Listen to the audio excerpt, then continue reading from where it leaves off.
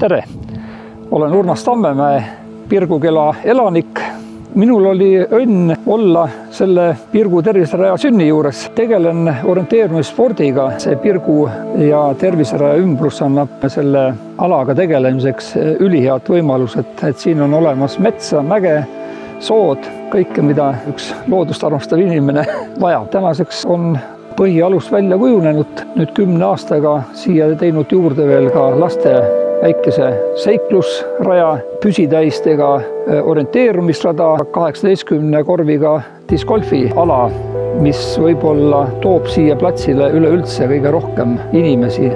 Ta on väga hästi ligipääsetav Viljandi maanteelt 2 kilomeetri kaugusel Seli, Angerja tee ääres. Meie raja eripäraks vast ongi see, et ta on välja kujunenud karjäärialale, et võib-olla see looduskeskus sellele asjale ongi see väärtus. Liigu Raplamaal, ole terve!